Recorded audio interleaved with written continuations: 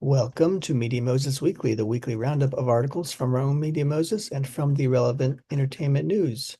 Topics this week include Till We Have Faces, the Faerie Queene, and the Realm Makers Expo. But for now, what media experiences have you had, Rebecca? Hi, John. I have been watching this show called Around the World in 80 Days with my kids, and it's really good. It's from the 80s, probably late 80s, early 90s. And I think it's really good just because the original Jules Verne is so good. Um, I've read a couple of his things before.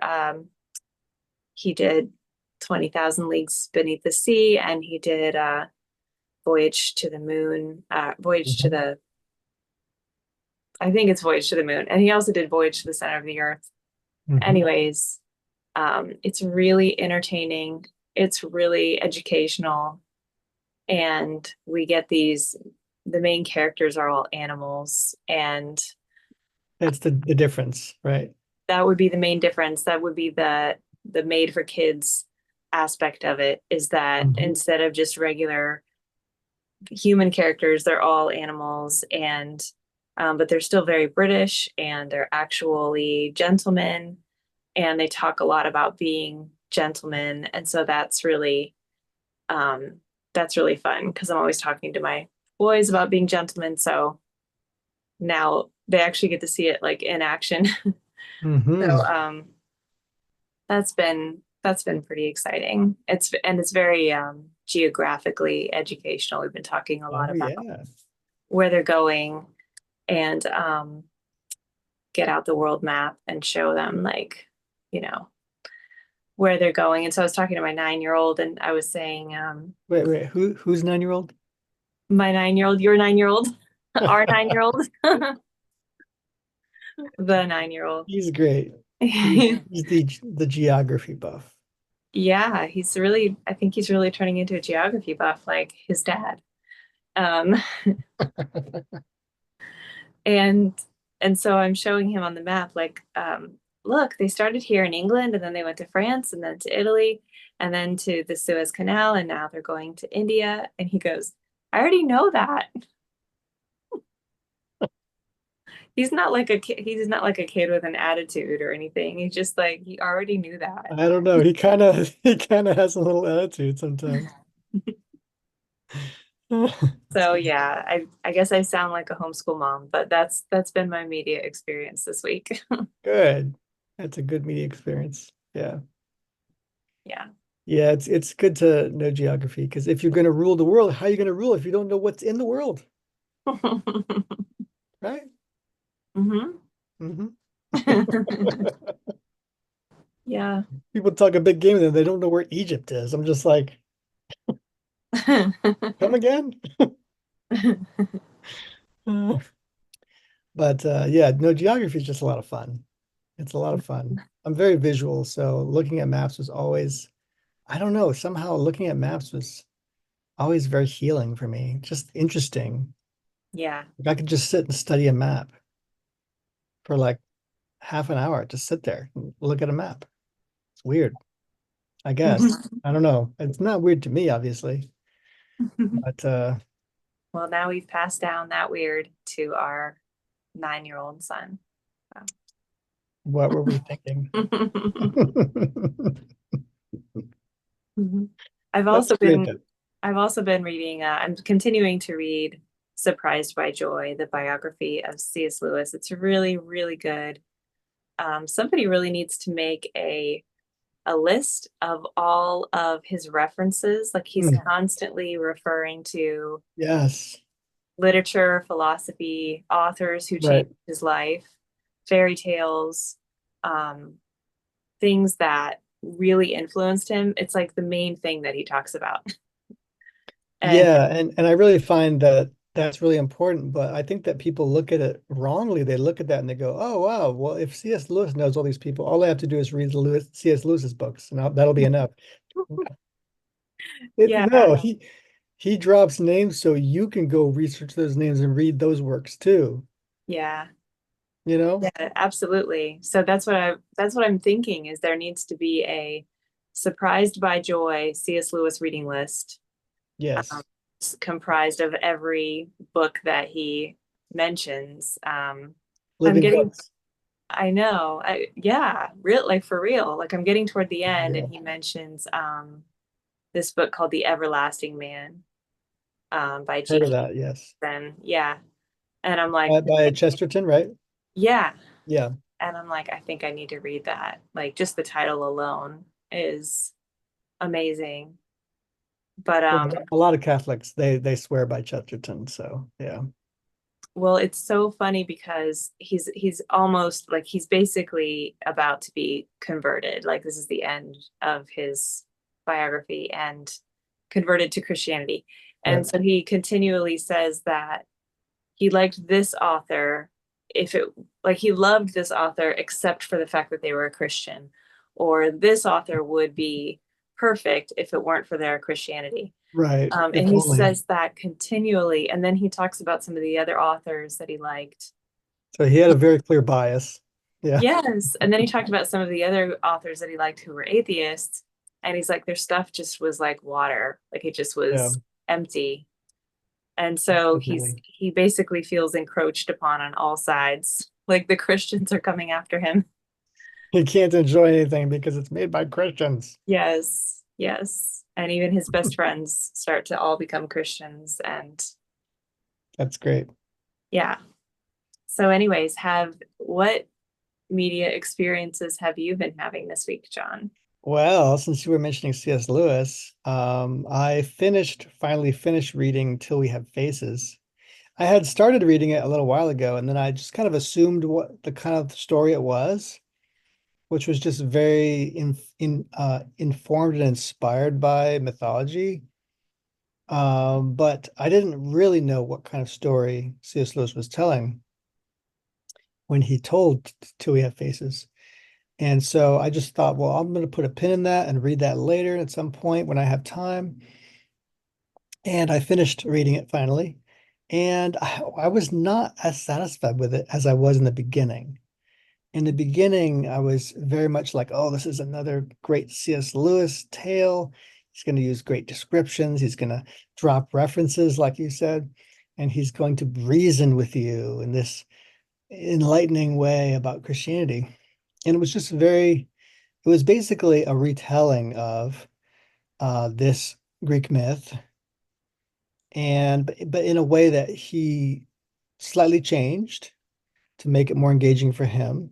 But it was somewhat dour in my view. And you know how I am when I read these kinds of stories. I'm always thinking about how to make it into a film. And as I was reading, I was just imagining it as a film. I was like, okay, this is possible. Yeah, maybe this should be done. Maybe I like it.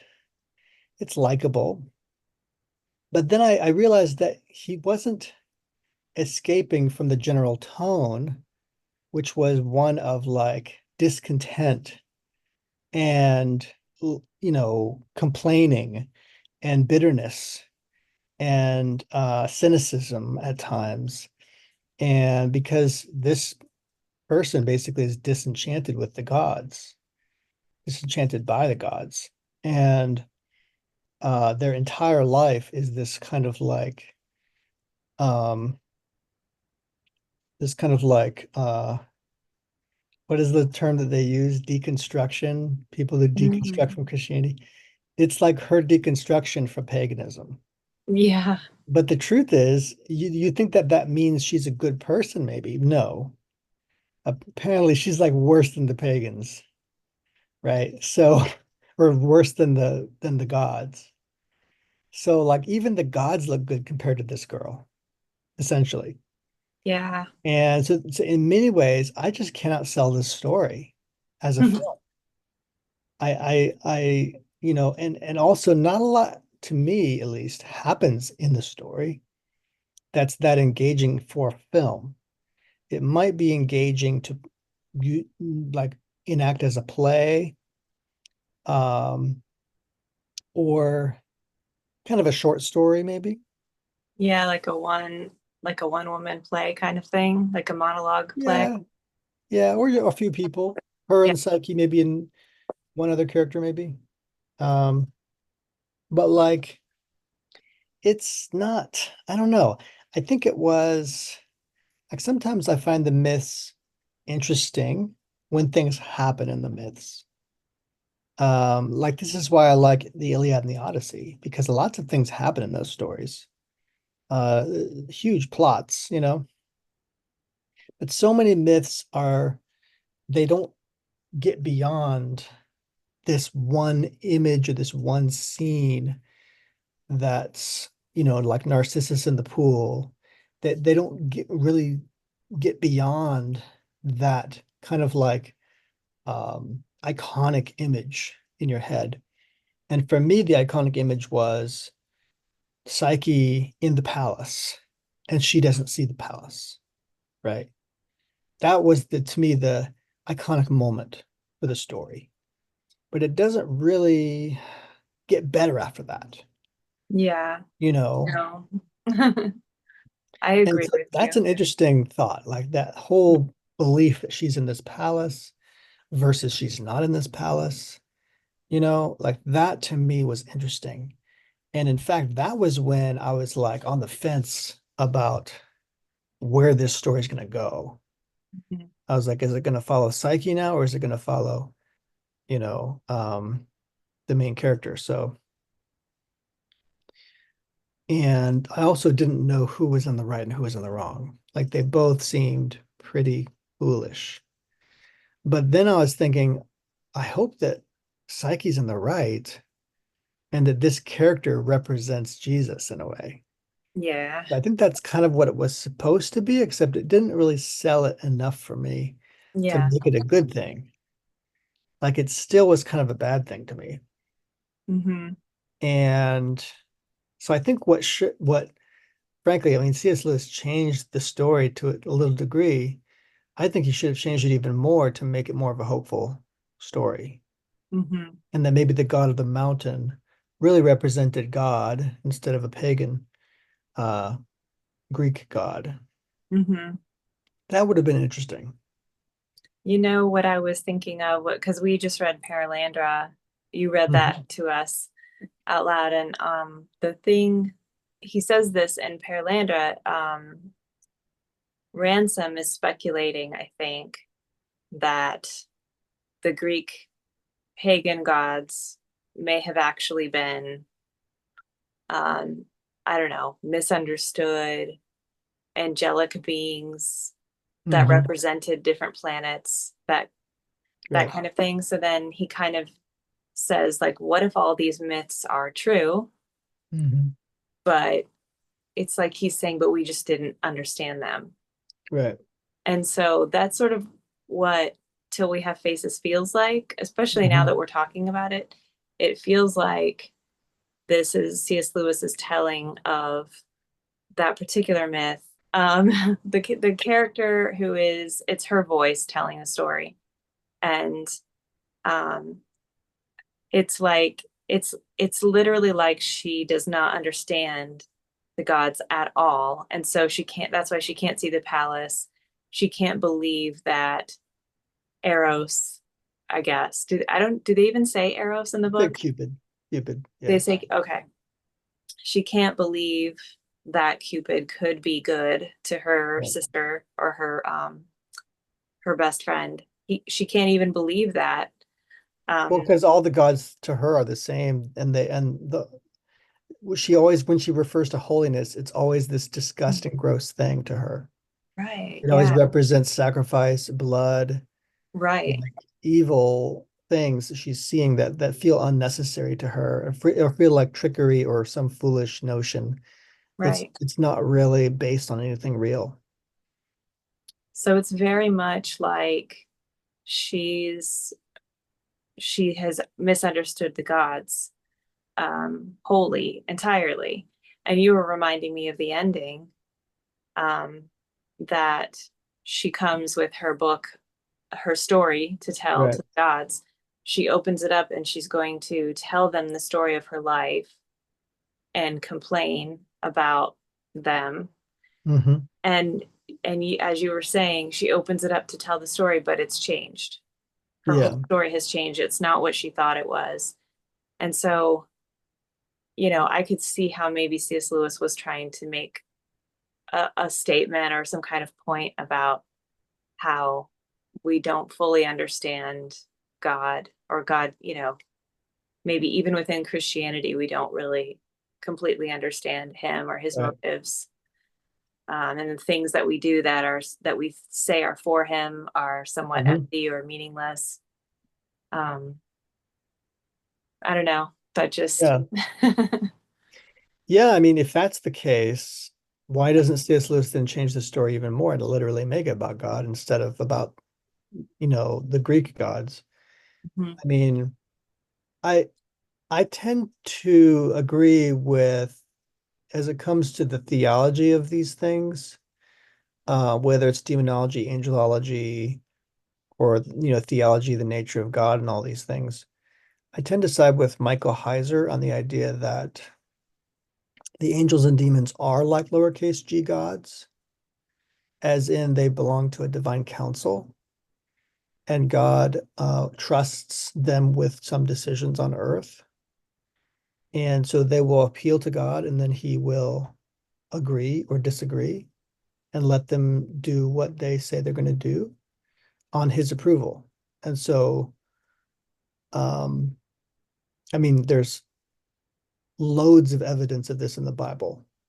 Like literally, that is literally happening in the Bible. Like Job is a great explanation of that because it literally includes the talk between God and these angels, and specifically Satan, who wants to have Job. And so God allows him to harm Job, but not to his death, in the interest to see if Job will curse God Mhm. and deny God. And so if this is happening in Job, do we not think it's happening to us now? Of course it is. Like that's literally explaining how the how the heavens works. And so and I certainly don't believe the notion that that happened before the fall. Of course not. That happened after the fall. So God is asking Satan to come up and talk to God, and God is challenging Satan to do this and such, and they are making deals over mankind. And so the theory there goes then that these Greek gods actually are demons. And so I don't ascribe to the belief that Tolkien and Lewis may have ascribed to, which is that the Greek gods may have been innocuous in some way, or um, Or neutral, a neutral benevolent. party, Yeah, or or even benevolent or benevolent. Yeah. good in any way. No. Um, if they've made you believe that they're good, then they did a good job at deceiving you, right? Which is the devil's really good at.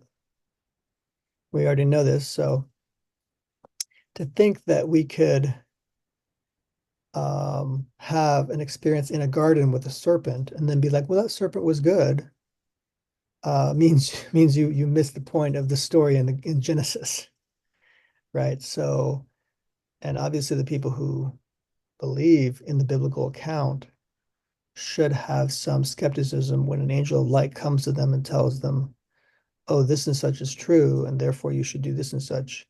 You should be very skeptical of that account. And and and also when they ask you to eat a fruit off of a tree, probably don't do it. So yeah, so throughout Till We Have Faces, I was tempted to agree with the heroine in a, Hmm. she's kind of an anti-hero in a way. I don't know if you'd call that an anti-heroine, maybe, but she was not really much of a hero if she was a hero.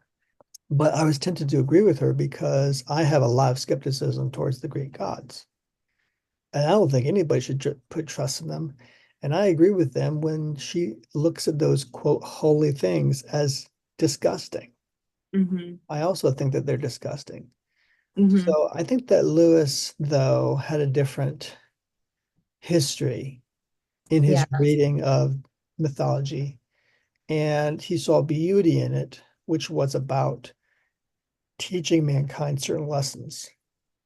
It had less to do with whether or not all of these things were true and really occurred.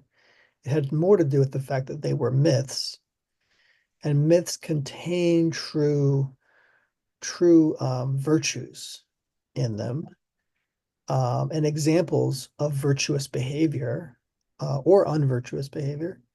And so these are stories to learn from, learn virtuous behavior from. And I think that it was not a great idea on the part of Lewis and Tolkien to act as though these Greek gods were real in Hmm. the way that they were acting. In other words, I wouldn't take the Greek pagan religions at face value. I just wouldn't take them at face value. I would recognize that the Bible is true about these things, and that, sure, when the devil tempts Eve, he's also going to include a lot of truth in his tempting, just like Greek mythology is going to have a lot of truth in it. But the point is for you to bow and burn incense to the gods, right? That's what they really want you to do, is take your eyes off of Jesus and off of God and put your faith in them instead. And also to buy into a lot of superstitious ideas, like about Psyche and things in the story. So there's a lot of superstitious notions and ideas that come with paganism, and it's just wrapped up all into it. So you have to kind of understand that there were good things about us learning philosophy, Greek philosophy. That is that you're seeking the truth, right? And in that seeking of the truth, you can come eventually to the point of being such a skeptic that you reject paganism. And I think that's a good thing. But it also doesn't mean you should give yourself over completely to materialism either. So I believe that there are gods, and I believe that there is a God, the creator God, and God made us to worship him and not lowercase g gods. We don't worship those gods. Even though they might be greater than us, it doesn't mean that they are our creator and our master and our Lord. So when we make the greatest God our God, then this creates some equilibrium in the universe where we and the lowercase g gods can worship properly the uppercase G God. This brings us all into alignment in our proper place. So it's Till We Have Faces is certainly worth reading. I mean, it is C.S. Lewis, but in many ways, it is just a retelling of a Greek myth. And I would say it's not essential reading. Not like this other story, the Faerie Queene, right? Yeah, tell Um, me about the Fairy Queen. so we did talk last week about the Faerie Queene, but I wrote an article to go along with it. And let me see if I can bring that up here. You know, the Fairy Queen is one of the stories that he references in Surprised by Joy. I believe it. Yeah. So yeah, here's mediamoses.com, and we have the story of Evan Spencer's The Faerie Queene made glorious through completed campaign. So quite beautiful. So I just talk about the campaign. I give all of the links, uh, similar links, I think the same links that I showed last week. So there's good stuff there. There's a pre-order there you can get. And I just talk about these myths and stuff we should regard as essential reading. So yes, even above C.S. Lewis, the Faerie Queene has some is an essential reading. Um, Probably not more essential than Chronicles of Narnia, but more essential than Till We Have Faces. So again, this is Edmund Spenser who wrote the Faerie Queene in, I believe, 1590. It includes his heroine Elizabeth the First, the Queen of England at the time. Um, it's just a beautiful. It's got beautiful prose. I really have enjoyed reading it a little bit. I've been listening to the audiobook as well, but I actually plan and hope to get one at Realm Makers. Oh, Yes, that's going to be one of the things. And I don't know if you guys have noticed, but I'm again out of town. where are you? I am at the GR, Grand Rapids, Michigan. Whoa, that's far away.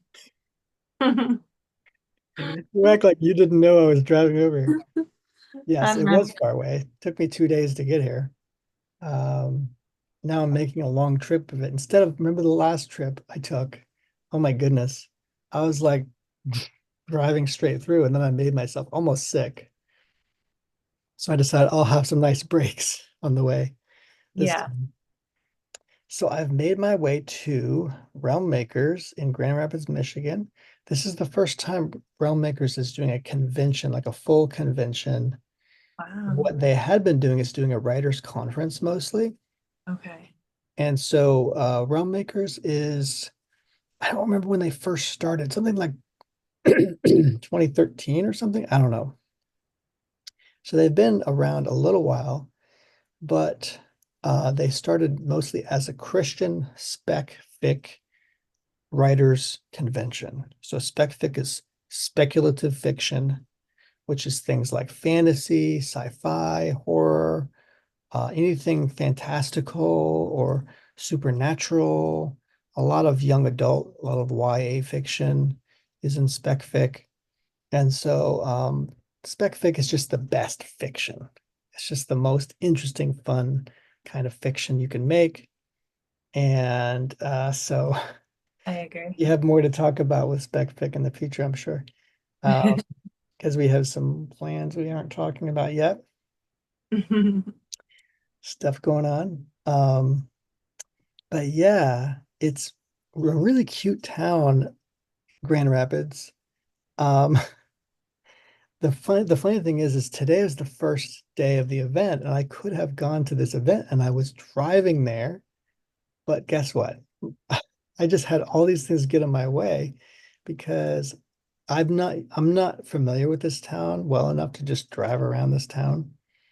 But I did do a little research on it. As you know, we actually talked about moving here like I don't know, like more than a decade ago. Yeah. Talked about moving here when the film industry was booming here and there was cheap property here to be had, and we were thinking about moving here. And so I did like a lot of research about the city at the time.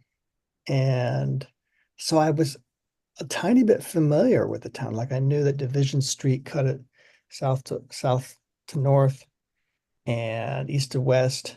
There was this cute little road called Wealthy, and you could go drive out to this cool little town called Easttown, which is like um, east of the downtown area.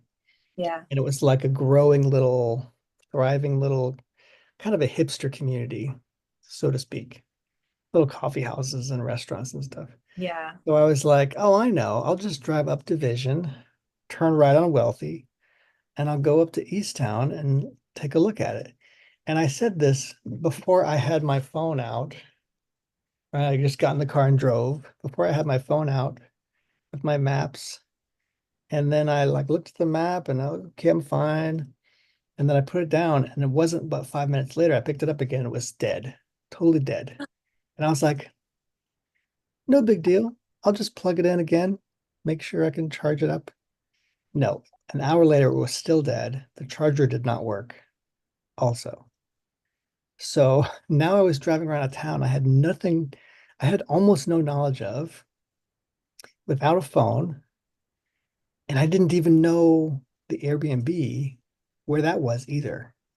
Mm. So I didn't know how to get back home. I didn't know where the convention center was it's supposed to be at, which is DeVos Place downtown. I didn't know how to get there. So I was like driving around in circles, trying to find a place where I could plug in my phone or get another charger or something.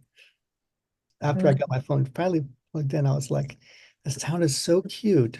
It has all the little local restaurants, local coffee houses, local breweries. Not Mhm. one place like a Target I could buy a charger, like where I know to go and get some stuff to charge them. Buy a little battery or something, one of those little portable power packs I'd love to get.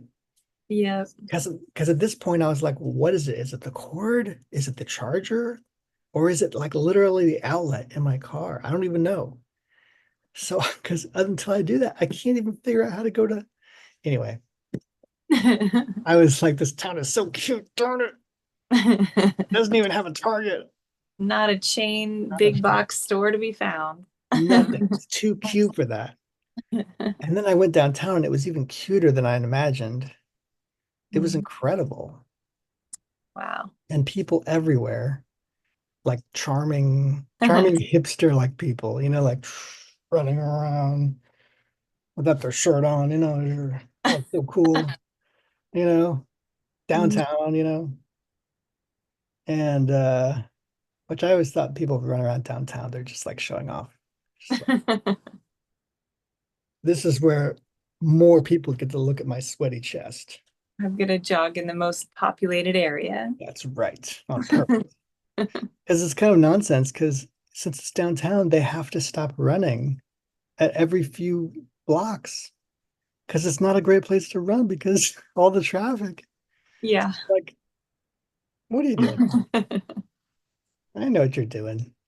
It's silly.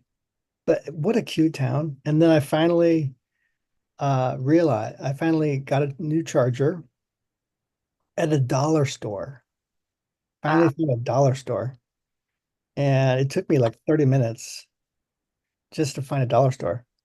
And then the reason, like, I got out of the car, plugged in all the plugs, it worked in the plug in the back in the trunk.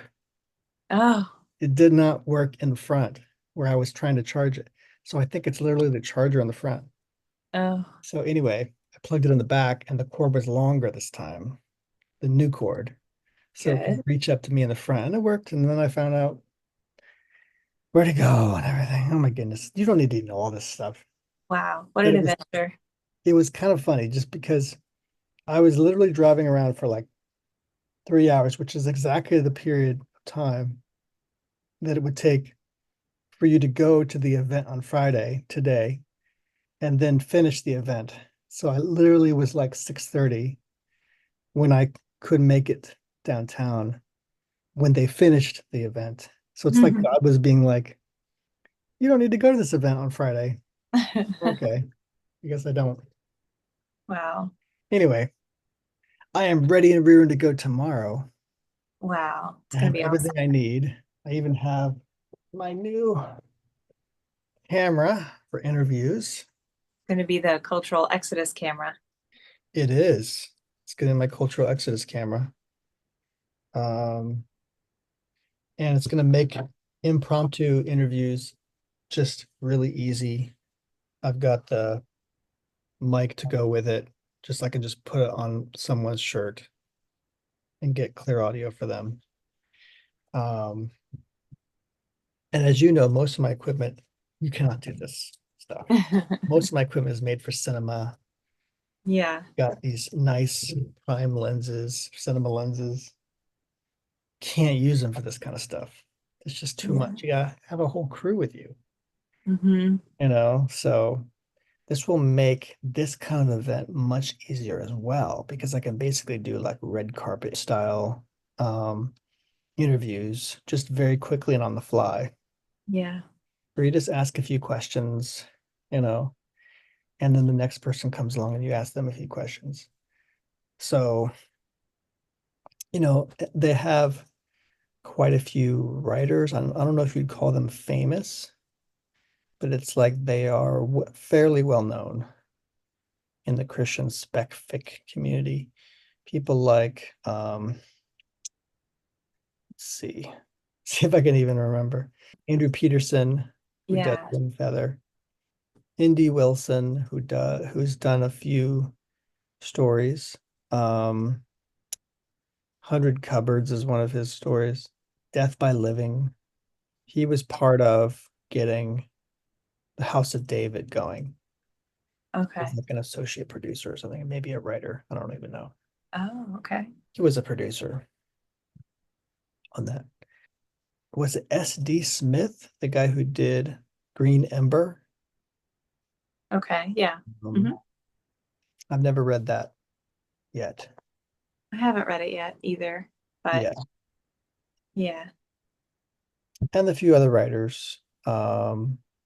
And so there'll be a lot of speaking, a lot of talking about these things. We'll talk about some of this in Cultural Warfare. I'm hoping that there will be a lot of good material for Media Moses there, and that we can line up some future interviews with some of these people. So, Yeah. but before I move on to Cultural Warfare, I can show the website of Realm Makers. So here is realmmakers.com. Realm Makers Expo. It says July 18th through 20th, 2025. That's today, the 18th, DeVos Place, Grand Rapids, Michigan. So there'd be a voice actor, Katie Lee, Mike Noraki from Veggie Tales. Veggie Tales, and from the Dead Sea Squirrels, which is a really cute name, but I don't know barely anything about that project. Green Ember Live, they're calling it, because I think that they're putting on like a musical act or something. Wow. SD Smith. I didn't know he was a musician until this. So there's a music show happening there too. So Realm Makers is part of this larger thing. Obviously, the finalists are the going to be the people who are in the running to win some awards there, because they are having a awards show, or not a show, but like an awards dinner. The Realm Awards finalists. Let's look at that. So Realm Makers, Realm Award, audio categories for audio drama, whether it's short to novel length, short fiction categories, flash fiction, short story, novelette, novella, special categories, debut novel, cover design, young adult. These are novels by audience, young adult, early reader to middle grade, novels by genre, science fiction, horror, supernatural, paranormal, fantasy. And so those are the award categories. And it gives all the runners up here, or the finalists here. Books like, for novels, books like Core Deception, Exhumed, Protector, The Reaping, What Comes of Attending the Commoner's Ball. I heard of that one before. But those are brand new. Cover designers, artists. Young adult novels like Dream Teller or Ignite or Immortal Abyss, etc. Where Darkness Cannot Follow. Novels, science fiction novels like The Chaos Grid, The Lady of Basilicus, Sorry Humans, Especially Greg. My name. Uh, so yeah, there's stuff here. In fact, I actually purchased Rift here which is in the horror supernatural finalist from Sky Turtle. Sky Turtle Press is the guys who published the Faerie Queene. So Awesome. they're gaining a name in my book. So Yeah. I want to know who they are, as well as Enclave books and Enclave Escape. A lot of those guys are from kind of like share people with LoreHaven. So LoreHaven and Enclave publishing are often often they know each other or they are the same people. So they specialize a lot in fantasy and sci-fi stuff, especially sci-fi, I think. A lot of great stuff there. So yeah, there's also the Realm Sphere, which is, I think it's an online community. Welcome to the Realm Sphere, a private social network for fantasy and sci-fi creators and fans of all types. Join now. So I think it's like a message board, like a community, online community that talks about spec fic, Christian spec fic. So that's exciting. And I think I'm going to try to join that after this and do some talking up a lot of these stories if I can. And then this is the expo, and then this is the writers conference. Writers conference is for writers, obviously, and it costs a lot more than just the expo. The expo, you get in and you see it. So you see the writers, you see their work, you see the books for sale.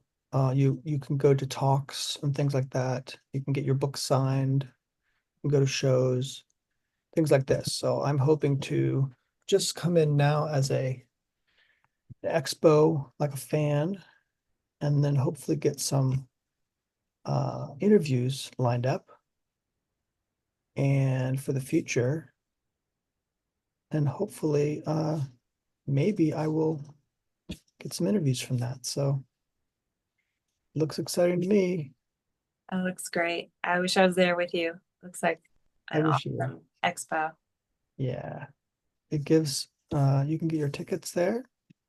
It's not too expensive, but that's where I'm at now. And I'm going to be getting video tomorrow and the next day and see if we can find also some Faerie Queene Yeah. acquire for the future. But we'll talk more about these new plans and also what kind of videos maybe we'll be able to make with these interviews, possibly for cultural exodus. That's what Right. I'm hoping, is that by setting up some great interviews with some of these writers and creators, we could set up some cultural exodus interviews. Yeah. That'd be great. All right, so that brings us to the topic of fans and fan-worthy culture building. I hope you enjoyed your week this week. Our Media Moses articles can be found on MediaMoses.com. Paid and unpaid subscriptions are available. Next up, our main topic over on Cultural Warfare with Jon Croft. That's me. See you in a minute as we transition over to that channel.